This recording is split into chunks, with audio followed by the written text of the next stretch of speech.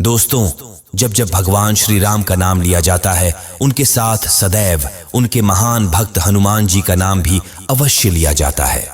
लेकिन दोस्तों, क्या आप यह जानते हैं कि भगवान हनुमान जी आज भी चिरंजीवी हैं? वो त्रेता युग में स्वयं भगवान श्री राम जी के साथ भी थे और द्वापर युग में स्वयं भगवान श्री कृष्ण के साथ भी।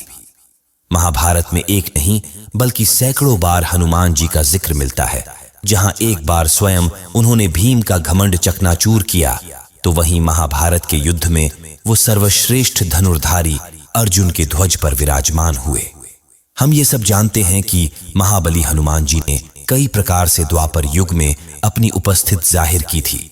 वो प्रत्यक्ष रूप से भले ही पांडवों को एक या दो बार मिले हो, लेकिन अप्रत्यक्ष रूप से हमेशा उनके साथ ही थे।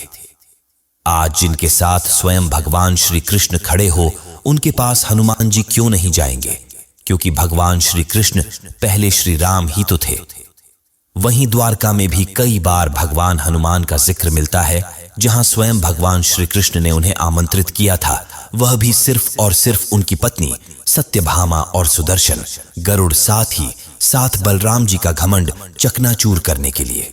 कहते हैं कि महाभारत के युद्ध के समय वो प्रत्यक्ष रूप से सबके सामने आए थे, जहां पर स्वयं भगवान श्री कृष्ण के कहने पर और अर्जुन की विनती करने पर ही वो स्वयं उनके शक्तिशाली रथ के ध्वज पर विराजमान हुए थे, जिससे अर्जुन की शक्ति और अधिक गुना बढ़ गई थी, क्योंकि उनका रथ किसी भी साधारण या दिव्य बाण से चकनाचूर नहीं हो सकता था।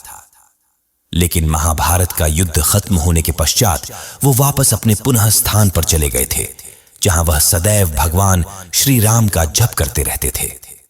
महाभारत का युद्ध अधर्म में धर्म के विजय का प्रतीक था, और जहां पर भगवान श्री कृष्ण ने कूटनीति और अपने तपोबल के कारण अधर्मियों का नाश कर दिया था और धरती से सभी अधर्मियों को मिटा दिया था।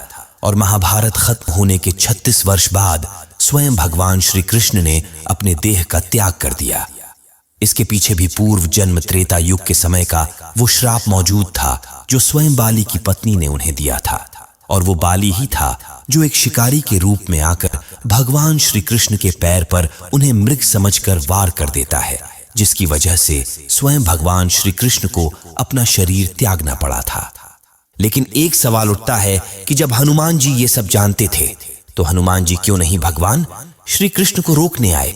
क्या हुआ जब स्वयं हनुमान जी को यह पता चला कि उनके आराध्य भगवान श्री कृष्ण स्वयं इस धरती को छोड़ने वाले हैं और वह वैकुंठ धाम की तरफ प्रस्थान करने वाले हैं? क्या हनुमान जी उनसे मिलने आए थे?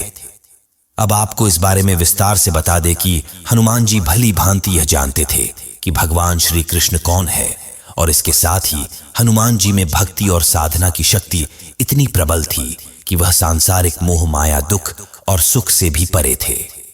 इसीलिए वे यह सब बात भली भांति जानते थे कि भगवान श्री कृष्ण किस प्रकार इस धरती पर आए हैं और किस प्रकार प्रयोजन पूर्ण करके वो इस धरती से जा रहे हैं।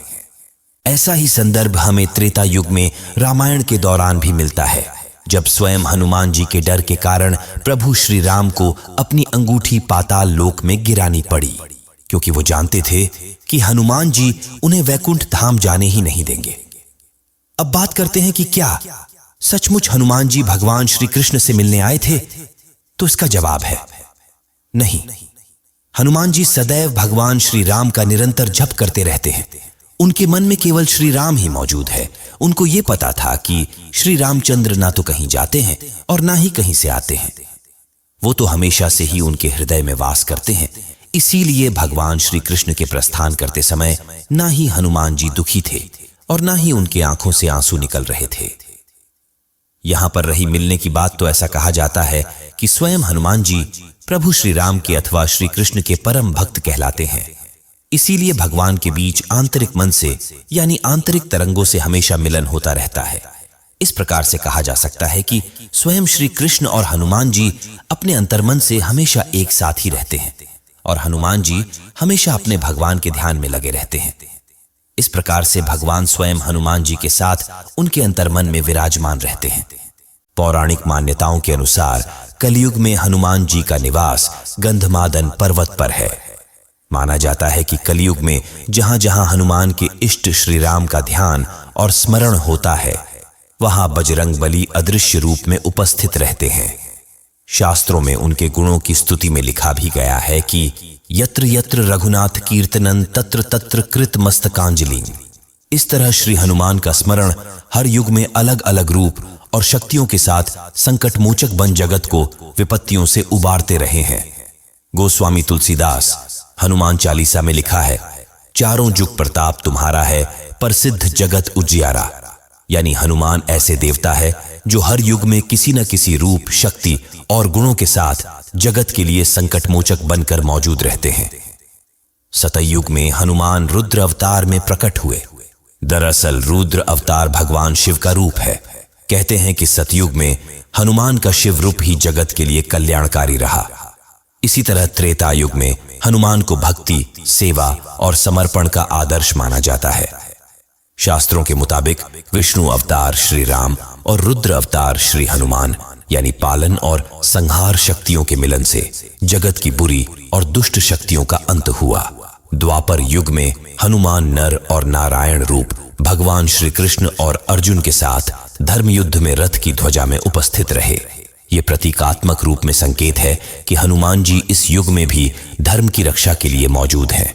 भगवान हनुमान केवल अपने भक्तों नहीं बल्कि राम भक्त के मन में भी बसते हैं।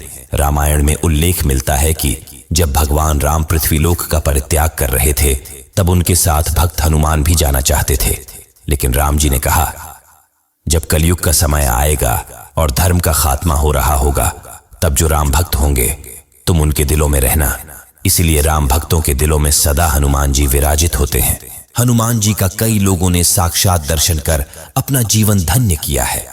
राम युग में तो अनेक लोगों ने श्री हनुमान जी के दर्शन किए। शास्त्रों के अनुसार भीम और अर्जुन ने द्वापर युग में, दो वही कलयुग में गोस्वामी तुलसीदास, समर्थ रामदास, भक्त माधवदास, नियम करोली बाबा तथा राघवेंद्र स्वामी को कलयुग सम्राट श्री हनुमान जी के दर्शन करने का सौभाग्य प्राप्त हुआ। आज के समय में रामायण के संबंध में लोगों का मानना है कि महर्षि वाल्मीकि ने प्रथम रामायण की रचना की, लेकिन यह पूर्ण सत्य नहीं है। इसके पूर्व सर्वप्रथम श्री हनुमान जी ने संपूर्ण रामायण को शीला पर अपने नाखूनों से लिखा था, जो हनुमान रामायण के नाम से विख्यात हुआ। लेकिन यह भी कहा जाता है कि वाल्मीकि जी की निराशा देख श्री हनुमान जी ने उस शीला को समुद्र की गहराई में फेंक दिया था। दोस्तों, आज की इस वीडियो में बस इतना ही, लेकिन आप हमें कमेंट करके बताएं कि आपको भगवान श्री कृष्ण और भगवान हनुमान से जुड़ी ये जानकारी कैसी लगी और आप अगली वीडियो किसकी देखना चाहते हैं, ये भी कमेंट में जरूर बताएं। अगर आपको हमारे द्वारा दी गई जानकारी अच्छी लगी हो तो आप हमारी इस वीडियो को लाइक और चैनल को सब्सक्राइब करके बेल नोटिफिकेशन को ऑल पर सेलेक्ट कर ले। जय श्री राम, हर हर महादेव, जय जय श्री बजरंगबली पवन सुत हनुमान की जय।